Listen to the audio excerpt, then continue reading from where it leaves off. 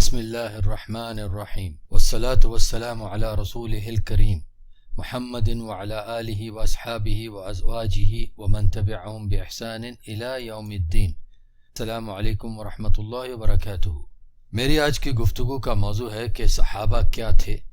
ان کی شخصیات کے بارے میں بری صفات ماننے والے کیا جرم کرتے ہیں۔ سامعین کرام، صحابہ رضی اللہ عنہم اجمعین کے ایمان، کردار، صفات اور شخصیات کے بارے میں کسی بھی اور سے کوئی بھی گواہی لینے کی حاجت ہی نہیں، کیونکہ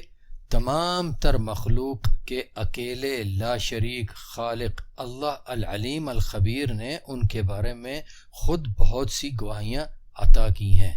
دی ہیں۔ یہ بات حق ہے کہ اللہ سے بڑھ کر سچ بولنے والا کوئی نہیں۔ وَمَنْ أَصْدَقُ مِنَ اللَّهِ حَدِيثًا، اور اللہ سے بڑھ کر بھلا کس کی بات سچی ہو سکتی ہے؟ وَمَنْ أَصْدَقُ مِنَ اللَّهِ قِيلًا، اور اللہ سے بڑھ کر بھلا کون اپنی بات میں سچا ہو سکتا ہے؟ دونوں آیات شریفہ سورۃ النساء میں ہے۔ اور یہ بھی حق ہے کہ خالق اللہ سبحانہ و تعالی اکیلا لا شریک خالق، اس کے علاوہ جو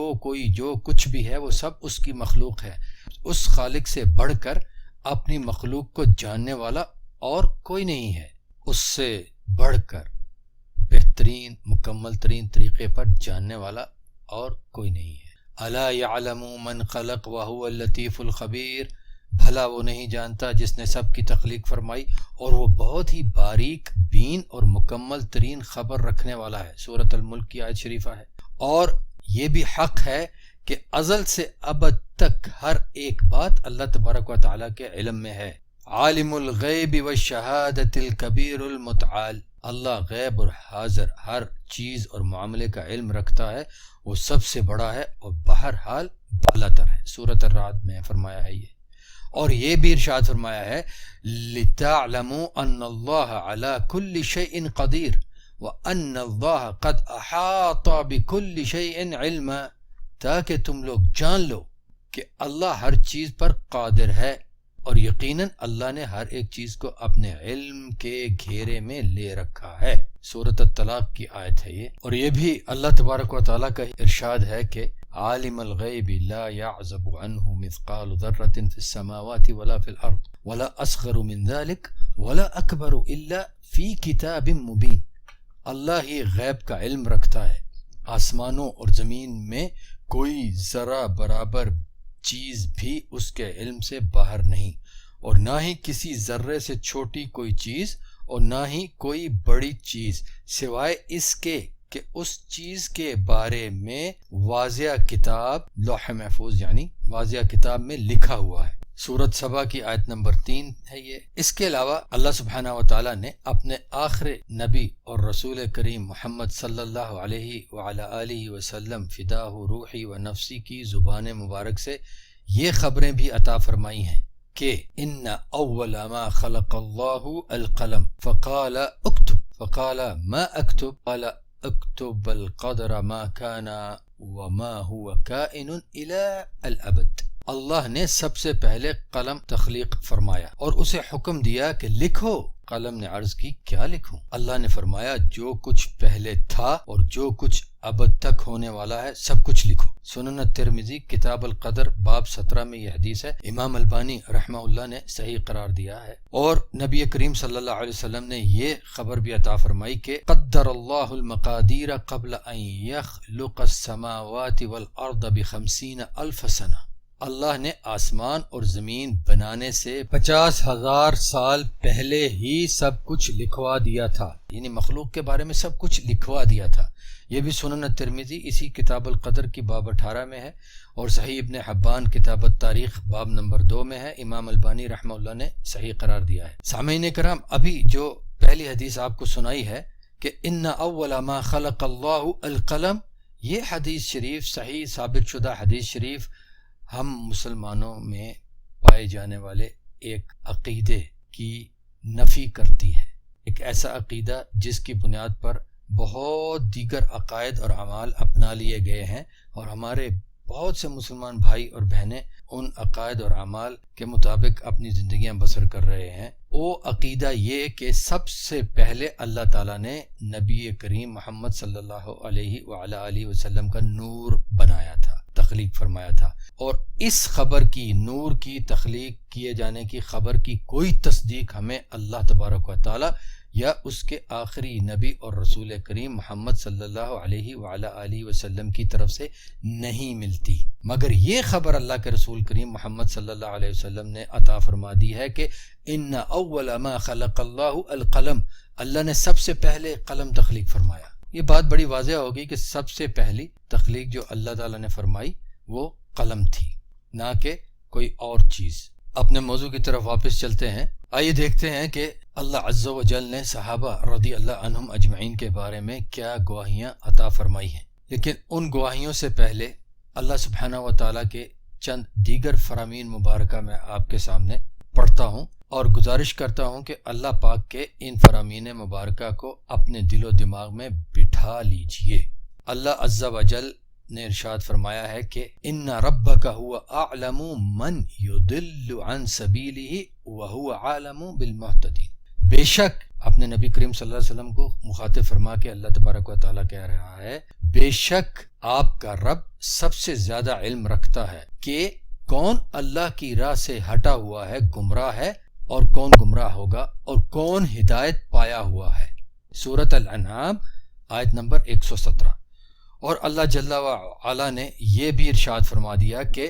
اولیس اللہ بأعلم بما فی صدور العالمین، کیا اللہ وہ کچھ نہیں جانتا جو کچھ دنیا والوں کے دلوں میں ہوتا ہے۔ سورۃ العنکبوت ہے اور آیت نمبر 10۔ سامعین کرام، اس پر ایمان رکھیے، ایمان غیر متزلزل ایمان کہ اللہ جل وعلا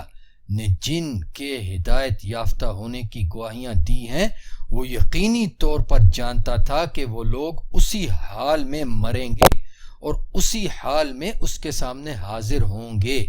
لہٰذا خوب اچھی طرح سے سمجھ لیجئے کہ بعد میں آنے والوں کی حفویات کا کوئی اعتبار نہیں۔ جو کوئی بھی صحابہ رضی اللہ عنہم اجمعین میں سے کسی ایک کے بارے میں بھی کوئی ایسی بات کہتا یا لکھتا ہے جو اللہ تبارک و تعالیٰ کے کسی فرمان کے خلاف ہو، اس شخص کا کہا اور لکھا ہوا سب ہی مردود ہے، خواہ اس کے لیے وہ کوئی بھی عذر پیش کرتا رہے۔ دنیاوی زندگی میں تو اس کا کوئی بھی عذر اسے اللہ تعالیٰ کے فرامین کی تکذیب کے گناہ سے مبرہ نہیں کر سکتا۔ آخرت کا معاملہ اللہ کی سپرد ہے، ایسے شخص کے ساتھ جو چاہے گا کرے گا۔ اب پڑھتے ہیں اللہ العلیم الخبیر کی صحابہ رضی اللہ عنہم اجمعین کے ایمان و کردار کے بارے میں کی گئی تعریف اور دی گئی گواہیاں۔ اللہ تبارک و تعالیٰ کا فرمان ہے، محمد الرسول اللہ والذین معاہ اشداء علی الکفار رحماء بینہم تراہم رکعا سجدا یبتغون فضلا من اللہ ورضوانا سیماہم فی وجوہہم من اثر السجود ذالک مثلہم فی التوراۃ ومثلہم فی الانجیل کالزرع اخرج شطأہ فازارہ فاستغلظ فاستوى على سوقه يعجب الزراع ليغيظ بهم الكفار وعد الله الذين آمنوا وعملوا الصالحات منهم مغفرة وأجرا عظيما۔ محمد اللہ کے رسول ہیں اور جو اس کے ساتھ ہیں وہ لوگ، یعنی جو لوگ اس کے ساتھ ہیں صحابہ رضی اللہ عنہم اجمعین، ان لوگوں کی صفات میں سے ہے کہ وہ لوگ کافروں پر شدید ہیں، ایک دوسرے پر رحم کرتے ہیں۔ آپ انہیں دیکھیں گے کہ وہ اللہ کا فضل اور اللہ کی رضا پانے کے لیے اللہ کے سامنے رکوع اور سجدے کرتے ہیں۔ ان کے چہروں پر سجدوں کی کثرت سے ہونے والا نشان ان کی پہچان ہے۔ ان کی یہی نشانی تورات میں بھی بتائی گئی ہے اور انجیل میں ان کی مثال یہ دی گئی ہے جیسا کہ کھیتی کی کوئی چھوٹی سی بوٹی اپنا سرا نکالتی ہے، پھر اسے مضبوط کرتی ہے اور پھر بڑی اور موٹی ہو گئی، پھر اپنے تنے پر قائم ہو گئی، اور وہ بوٹی اس طرح قائم ہونے کے بعد کسان کو خوش کرتی ہے تاکہ اللہ کافروں کو جلائے، یعنی اللہ ایمان والوں کی کھیتی کے پھلنے پھولنے بڑھنے سے کافروں کو جلائے۔ اللہ کا وعدہ ہے کہ ان میں سے جو ایمان لائے اور نیک عمل کیے تو ان کے لیے بخشش ہے اور بہت عالیشان اجر ہے۔ سورۃ الفتح آیت 29۔ ایک دوسرے پر رحم کرنے والے اور اللہ کی رضا پانے کے لیے اس کے سامنے رکوع اور سجود کرنے والے کن مومنین کی اللہ نے تعریف فرمائی ہے؟ کیا صحابہ رضی اللہ عنہم اجمعین تھے، یا بعد میں آنے والے وہ لوگ جو اپنی ناقص اور چکرائی ہوئی عقل کے مطابق صحابہ رضی اللہ عنہم اجمعین کو تو اپنے ارد گرد پائے جانے والے عام مسلمان سمجھنے لگے اور اپنے آپ کو ایسا برتر اور اعلیٰ سمجھنے لگے کہ صحابہ رضی اللہ عنہم اجمعین میں انہیں جاہلیت اور عصبیت بھی دکھائی دینے لگی؟ دیکھیے اللہ تبارک و تعالیٰ کا یہ فرمان بھی سنیے، والسابقون الاولون من المہاجرین والانصار والذین اتبعوهم بإحسان رضی اللہ عنہم ورضوا عنہ وعد لهم جنات تجری تحتها الانہار خالدین فیہا ابدا ذلک الفوز العظیم۔ مہاجرین اور انصار میں سے وہ لوگ جنہوں نے بالکل آغاز میں ہی اسلام قبول کر لیا، یعنی اسلام کی دعوت کے آغاز میں ہی اسلام قبول کر لیا، اور پھر وہ جو نیک نیتی اور نیکی کے ساتھ ان مہاجر و انصار صحابہ کی پیروی کرتے ہیں، اللہ ان سب سے راضی ہو گیا اور وہ سب اللہ سے راضی ہو گئے۔ اللہ نے ان لوگوں کے لیے ایسے باغات تیار کر رکھے ہیں جن کے نیچے سے دریا بہتے ہیں، یہ لوگ ہمیشہ ہمیشہ ان باغات میں رہیں گے۔ یہ بہت ہی بڑی عالی شان کامیابی ہے۔ سورۃ التوبہ آیت نمبر 100۔ اور اللہ تعالیٰ نے یہ بھی فرمایا ہے کہ هو الذی ایدک بنصرہ وبالمؤمنین وألف بین قلوبہم لو انفقت ما فی الارض جمیعا ما الفت بین قلوبہم ولکن اللہ الف بینہم انہ عزیز حکیم۔ اے محمد، وہ اللہ ہی ہے جس نے اپنی مدد سے اور ایمان والوں کے ساتھ سے آپ کو تقویت پہنچائی اور ان ایمان والوں کے دلوں میں ایک دوسرے کے لیے الفت پیدا کی۔ اگر آپ زمین میں موجود سب ہی کچھ خرچ کر دیتے تو بھی ان کے دلوں میں الفت پیدا نہ کر سکتے تھے، لیکن اللہ نے ان کے دلوں میں یہ الفت پیدا کر دی۔ بے شک اللہ بہت زبردست اور حکمت والا ہے۔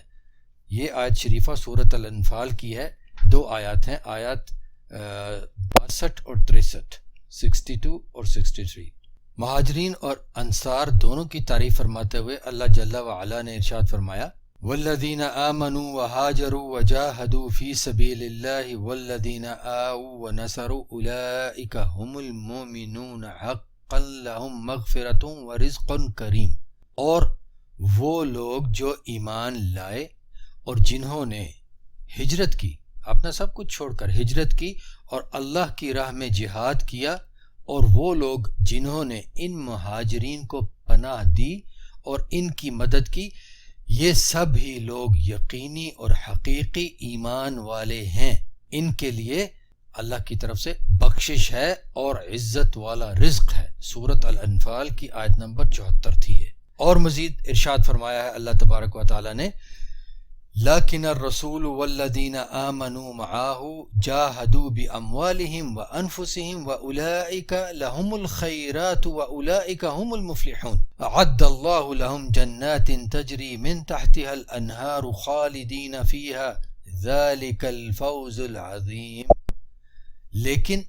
رسول اور جو ان کے ساتھ ایمان لائے اور اپنے اموال اور اپنی جانوں کے ساتھ جہاد کیا، اور یہی ہیں جن کے لیے خیر ہی خیر ہے اور یہی ہی لوگ کامیابی والے ہیں۔ اللہ نے ان لوگوں کے لیے ایسے باغات تیار کر رکھے ہیں جن کے نیچے سے دریا بہتے ہیں، یہ لوگ ہمیشہ ہمیشہ ان باغات میں رہیں گے۔ یہ بہت بڑی کامیابی ہے۔ یہ 2 آیات شریفہ ہیں سورۃ توبہ کی، آیت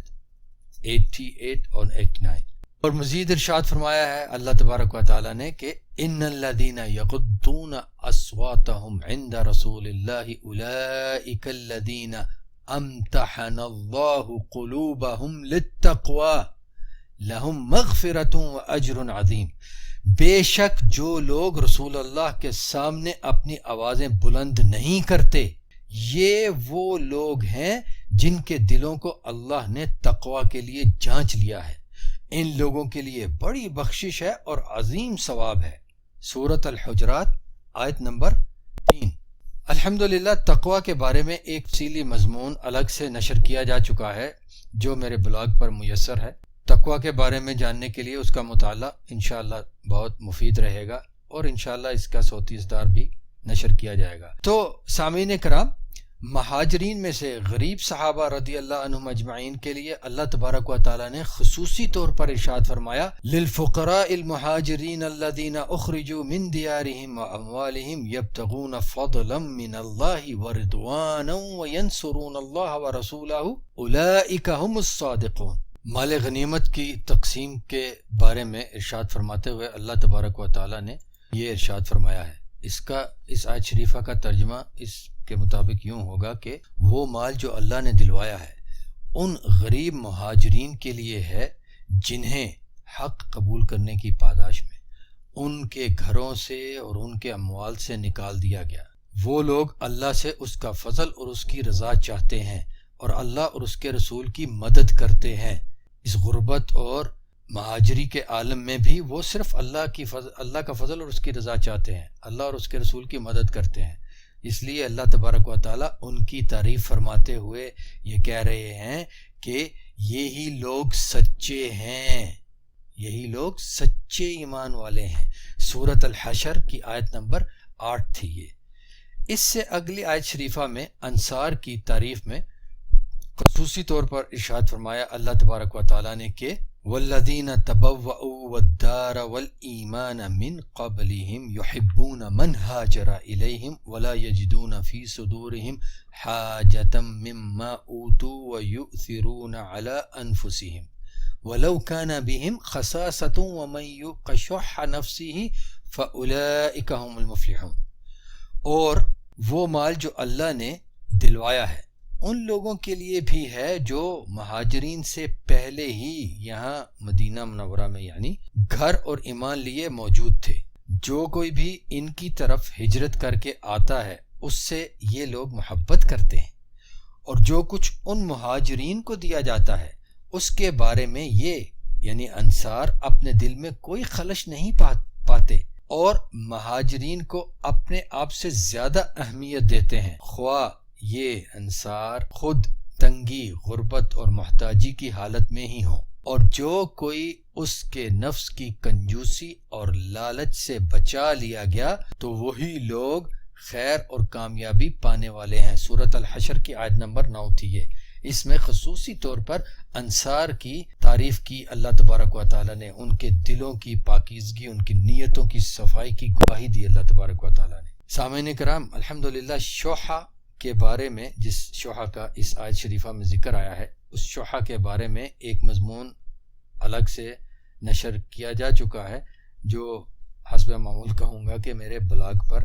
میسر ہے۔ اس کا مطالعہ بھی ضرور فرمائیے گا، انشاءاللہ خیر کا باعث ہی ہوگا۔ اللہ سبحانہ و تعالیٰ نے مزید ارشاد فرمایا صحابہ رضی اللہ عنہم اجمعین کی تعریف میں کہ یوم لا یخزی اللہ النبی والذین آمنوا معاہ نورہم یسعی بین ایدیہم وبایمانہم۔ وہ لوگ جو نبی کے ساتھ ایمان لائے قیامت والے دن ان کی روشنی یعنی ان کے ایمان کی روشنی ان لوگوں کے دونوں ہاتھوں کے درمیان اور ان کے دائیں طرف چل رہی ہوگی، یعنی ان لوگوں سے آگے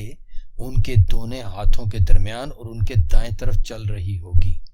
سورۃ التحریم آیت نمبر 8۔ میرے محترم سامعین بھائیوں بہنوں، ان آیات شریفہ کے علاوہ اور بھی بہت سی آیات مبارکہ اور احادیث شریفہ ہیں جو صحابہ رضی اللہ عنہم اجمعین کے حقیقی سچے ایمان والے ہونے کی گواہی دیتی ہیں۔ لہذا مجھے تو اس میں کوئی ادنا سا بھی شک نہیں کہ صحابہ رضی اللہ عنہم اجمعین کے بارے میں تاریخ میں ایسی کوئی بھی روایت جو اللہ تعالیٰ کے کسی فرمان کی مطابقت نہ رکھتی ہو وہ روایت مردود ہے، خواہ اس کا راوی کوئی بھی رہا ہو۔ ہم اس بحث میں نہیں پڑھتے کہ صحابہ رضی اللہ عنہم اجمعین کی شخصیات میں اللہ تبارک و تعالیٰ کے فرامین کی مخالف صفات دکھانے والوں میں سے کس نے وہ روایات کس نیت سے ذکر کی، کیونکہ ہمارے اندر بالخصوص پاکستان اور ہندوستان کے علاقے میں بسنے رہنے والے مسلمانوں کے اندر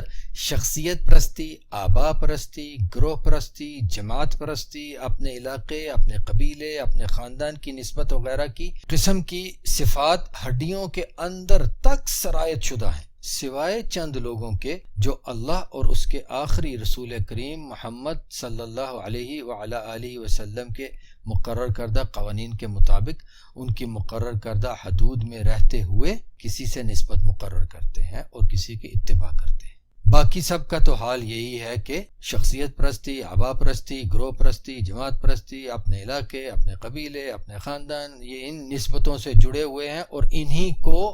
ہمیں ہر حال میں درست ثابت کرنے کی کوشش میں لگے ہوئے ہیں۔ سمن بکمن عمیون فہم لا یعقلون کی مثال بنے ہوئے بس انہی نسبتوں کے پیچھے چلتے چلے جا رہے ہیں۔ لہذا اگر ہم کسی شخص کے کہے ہوئے کو اس شخص کی نسبت سے زیر کلام لاتے ہیں تو ہمیں اس کے کہے ہوئے کی کوئی غلطی سجائی نہیں دیتی، کیونکہ ہم اس کی نسبت سے اس کی بات کو سمجھ رہے ہیں۔ ہمارا ہدف یہی ہو جاتا ہے کہ ہم نے بس اس شخص کو ہی درست ثابت کرنا ہے، اس جماعت، اس مذہب، اس مسلک کو ہی درست ثابت کرنا ہے جس سے ہم منسوب ہیں، جس کی نسبت ہم نے اپنا رکھی ہے یا ہمیں خاندانی طور پر وہ ہمارے ساتھ چپکی ہوئی چلی آ رہی ہے، بس ہم نے اس کو ہی درست ثابت کرنا ہے، خواہ اس کے لیے ہم قرآن کریم اور صحیح ثابت شدہ احادیث کی نصوص کی غلط باطل تعویلات ہی کرتے رہیں، اور خواہ ایسا کرنے کے لیے ہمیں ایسے لوگوں پر طعن اور تشنیع ہی کرنا پڑے جن کے تقوی، اعتدال اور انصاف پر صدیوں سے گواہیاں ہوں، صدیوں کی گواہیاں ہوں، اللہ تبارک و تعالیٰ کی طرف سے گواہیاں ہوں۔ افسوس، صدہا افسوس کہ مسلمانوں کی صفوں میں ایسے بھی ہیں جو ان سابقون الاولون میں سے کسی کو تو مسلمانوں میں پھر سے جاہلیت داخل ہو جانے کا سبب کہتے ہیں، اور کسی کو قبائلی اور خاندانی تعصب کی وجہ سے کسی دوسرے کی خلافت پر راضی نہ ہونے والا، اور وہ لوگ ایسا کہنے والے، ایسا لکھنے والے لوگ یہ بھی نہیں جان پاتے کہ وہ اس قسم کی باتیں لکھ کر، کہہ کر اللہ تبارک و تعالیٰ کے فرامین مبارکہ کے انکار کا مرتکب ہوتے ہیں۔ معاذ اللہ ثم معاذ اللہ، کیا اللہ جل جلالہ کو یہ علم نہ تھا کہ جنہیں وہ اپنی رضامندی کی سندیں، سرٹیفکیٹس عطا فرما رہا ہے، وہ لوگ تو مستقبل قریب میں قبل از اسلام والی جاہلیت میں داخل ہو جائیں گے، قبل از اسلام والی جاہلیت والے عمل کرنے لگیں گے، جیسا کہ صدی کے انسان نما لوگ لکھتے رہے۔ سوچئے کہ صحابہ رضی اللہ عنہم اجمعین میں سے اس قسم کی صفات کو ماننا اللہ پاک کے کلام کی تکذیب نہیں تو اور کیا ہے، اللہ سبحانہ و تعالیٰ کے علم میں نقص کا الزام نہیں تو اور کیا ہے۔ اب اگر کوئی صحابہ رضی اللہ عنہم اجمعین کے بارے میں ایسی باتیں کہے، لکھے جو اللہ عز و جل کے فرامین کے خلاف ہو، اور کہے کہ میں نے تو صرف تاریخی روایات کا ذکر کیا ہے، تو اس کا ایسا کہنا کہ میں نے تو صرف تاریخی روایات کا ذکر کیا ہے، اس کا ایسا کہنا اللہ کے ابھی ذکر کیے گئے فرامین مبارکہ کی مخالفت پر مبنی تاریخی خرافات کو نشر کرنے کا عذر نہیں بن سکتا۔ جی اگر وہ کوئی ایسا جاہل ہو جسے اللہ تعالیٰ کے ان فرامین کا علم نہ ہو، تو اس کی جہالت اسی صورت میں عذر مانی جا سکتی ہے کہ جب اللہ تعالیٰ کے فرامین جاننے کے بعد وہ اپنی کہی لکھی ہوئی خلاف قرآن روایات کی تعویلات کرنے کی بجائے اور ٹوٹے پھوٹے عذر پیش کرنے کی بجائے صراحتاً اپنی غلطی کا اعتراف کرے اور اس غلطی کا ہر ممکن ازالہ کرنے کی کوشش کرے۔ اور اگر وہ اللہ تعالیٰ کے یہ فرامین جاننے کے بعد بھی ان فرامین کو جھٹلانے والی تاریخ کا ہی پرچار کرتا ہے، تو پھر اس شخص کے ایمان اور نفاق کی یعنی منافقت کی پہچان بہت آسان ہے۔ آسانی سے سمجھا جا سکتا ہے کہ اس شخص کے دل میں ایمان کس قدر ہے یا یہ منافق ہے۔ ایمان ظاہر کر کے اللہ تبارک و تعالیٰ کے فرامین کو جھٹلانے والی تاریخ کا پرچار کیے چلا جا رہا ہے۔ اللہ عز و جل پر ایمان رکھنے والے تو اپنے رب اللہ جل جلالہ کے کلام پاک کے ہر ایک حرف پر کسی شک اور شبے کے بغیر ایمان رکھتے ہیں اور اس کے خلاف کسی بات کو قبول نہیں کرتے، بلکہ اپنی ہی آنکھوں سے دیکھے ہوئے اور اپنے ہی کانوں سے سنے ہوئے کو بھی اگر وہ سنا ہوا اور دیکھا ہوا اللہ سبحانہ و تعالیٰ کے کسی فرمان کے مخالف پاتے ہیں تو اپنے ہی اس دیکھے اور سنے ہوئے کو دھوکہ مانتے ہیں اور اللہ کے کلام کو حق مانتے ہیں، اپنی غلطیوں کی باطل تعویلات اور ادھر ادھر کے عذر پیش کرنے کی بجائے اپنی اصلاح کرتے ہیں اور اپنے کیے ہوئے کے منفی اثرات سے اپنے اور دوسروں کے بچاؤ کی کوشش کرتے ہیں۔ سامعین کرام، کچھ لوگ اپنی یا اپنی کسی پسندیدہ شخصیت کی طرف سے صحابہ رضی اللہ عنہم اجمعین کے خلاف لکھی یا کہی ہوئی باتوں کو درست دکھانے کے لیے، اس شخصیت کو ہی درست سمجھانے کے لیے کہتے ہیں کہ صحابہ میں اجتہادی اختلاف بھی تو تھا، جس میں کوئی ٹھیک تھا تو کوئی غلط، تو پھر دیگر معاملات میں بھی تو ایسا ہو سکتا ہے، صحابہ بھی تو انسان ہی تھے۔ تو ایسے لوگوں کی خدمت میں گزارش ہے کہ اپنی شخصیت زدہ جماعت اور گروہ کے کنویں میں بند عقل و فہم سے باہر تشریف لائیے اور یہ جان لیجئے کہ فقہی مسائل میں صحابہ رضی اللہ عنہم اجمعین نے بھی اپنے اپنے علم کے مطابق بات کی ہے، اور ایک دوسرے کی بات مختلف ہونے کے باوجود کسی نے بھی اپنے دوسرے مسلمان بھائی کے حق میں کوئی تقصیر نہیں کی۔ وہ اختلاف دنیا کے کسی لالچ کی بنا پر نہیں تھے، شخصیات، جماعتوں، گروہوں وغیرہ کی نصرت کے لیے نہیں تھے، اپنی فکر، اپنے فہم، اپنے مسلک، اپنی فقہ کی نصرت کے لیے نہیں تھے۔ اسی لیے نہ تو کوئی فقہ ابو بکریہ بنی، نہ کوئی فقہ عمریہ، نہ کوئی فقہ عثمانیہ، نہ کوئی فقہ علویہ، اور نہ کسی اور صحابی رضی اللہ عنہ کے نام پر کوئی مذہب، کوئی مسلک دریافت ہوا۔ بالکل اسی طرح دنیاوی معاملات میں رائے کا اختلاف ہوا، لیکن یہ ماننا کہ دنیاوی کاموں میں ایک دوسرے سے جیتنے کے لیے صحابہ رضی اللہ عنہم اجمعین نے دوسرے عام دنیا داروں والا رویہ اپنایا، سراسر خلاف قرآن ہے اور اللہ تبارک و تعالیٰ کے کلام کی تکذیب ہے کہ جو کفریہ کاموں میں شامل ہوتی ہے۔ بس ہر وہ شخص جو خود کو مسلمان کہتا اور سمجھتا ہے، اس کی عافیت اسی میں ہے کہ صحابہ رضی اللہ عنہم اجمعین کے بارے میں کوئی بھی ایسی بات کہنے، لکھنے اور نشر کرنے سے باز رہے جو اللہ عز و جل کے کلام پاک میں سے کسی ایک بھی حرف کے خلاف ہو۔ صحابہ رضی اللہ عنہم اجمعین کے اللہ کے ہاں مقام اور رتبے کا یہ مختصر سا بیان پیش کرنے کا مقصد یہ ہے کہ ہمیں اس بات کا اچھی طرح سے اندازہ ہو جائے کہ اللہ کے رسولوں اور نبیوں کے بعد سب سے زیادہ پاکیزہ ہستیاں یہی تھے، اور اللہ تبارک و تعالیٰ کے نبیوں اور رسولوں کے بعد ان پاکیزہ ہستیوں سے بڑھ کر ہمارے لیے کوئی اور اچھا آئیڈیل نہیں ہو سکتا۔ صحابہ رضی اللہ عنہم اجمعین کے بارے میں کوئی نامناسب، کوئی غلط رائے یا فیصلہ اپنانے سے پہلے، ان کی شخصیات پر تنقید کرنے سے پہلے، ان کی شخصیات کو اپنے جیسا عام مسلمان سمجھنے سے پہلے اللہ تبارک و تعالیٰ کے ان فرامین پر غور فرما لیجیے۔ اللہ سبحانہ و تعالیٰ نے فرمایا ہے کہ تلک امۃ قد خلت لہا ما کسبت ولکم ما کسبتم ولا تسألون عما كانوا يعملون۔ وہ امت، وہ لوگ گزر چکے، ان کے لیے وہی کچھ ہے جو کچھ انہوں نے کمایا، یعنی انہیں ان کے عمل کے مطابق بدلہ ملے گا، اور تم لوگوں کے لیے وہی کچھ ہے جو تم لوگوں نے کمایا، اور تم لوگوں سے ان کے بارے میں سوال نہیں کیا جائے گا۔ سورۃ البقرہ کی یہ آیت ہے، پہلے پارے کی آخری آیت۔ سامعین کرام غور فرمائیے، اور تم لوگوں سے ان کے بارے میں سوال نہیں کیا جائے گا۔ لہٰذا یہ فرمان مبارک ارشاد فرمانے والے اللہ کی ہی قسم کہ اس اللہ پاک نے ہمیں صحابہ رضی اللہ عنہم اجمعین کے افعال کے کاموں کے بارے میں نہیں پوچھنا، لیکن ہمارے ہر ایک قول اور فعل کے بارے میں سوال ہونا ہی ہے۔ اللہ نے فرمایا ہے، یا ایھا الذین آمنوا اتقوا اللہ ولتنظر نفس ما قدمت لغد واتقوا اللہ ان اللہ خبیر بما تعملون۔ اے ایمان لے آنے والو، اللہ سے بچو، یعنی اللہ کی ناراضگی اور اس کے عذاب سے بچو، اور ضروری ہے کہ ہر جان یہ دیکھے کہ اس نے اپنے کل کے لیے آگے کیا بھیجا ہے، اور اللہ سے بچو یعنی اللہ کی ناراضگی اور عذاب سے بچو، اور بے شک یعنی کہ جان رکھو کہ بے شک اللہ تمہارے ہر ایک کام کے بارے میں مکمل ترین خبر رکھتا ہے۔ اور یہ بھی اللہ تعالیٰ نے ارشاد فرمایا، یہ ابھی آیت جو میں نے سنائی ہے، یہ سورۃ الحشر کی آیت ہے،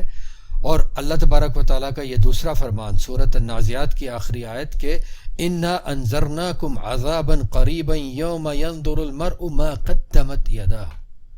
ہم تم لوگوں کو قریب پہنچے ہوئے عذاب سے ڈرا رہے ہیں، وہ دن جب ہر شخص دیکھ لے گا کہ اس نے اپنے دونوں ہاتھوں سے اپنے لیے کیا آگے بھیجا تھا۔ لہذا میرے محترم سامعین، بھائیوں بہنوں، ہمیں کسی دوسرے کے عمل پر تنقید کرنے سے پہلے، اور وہ بھی ایسے عمل جن کے کیے جانے کی کوئی تصدیق نہیں، بلکہ وہ اعمال، وہ کہانیاں جو ان اعمال کے بارے میں سنائی جاتی ہیں، وہ کہانیاں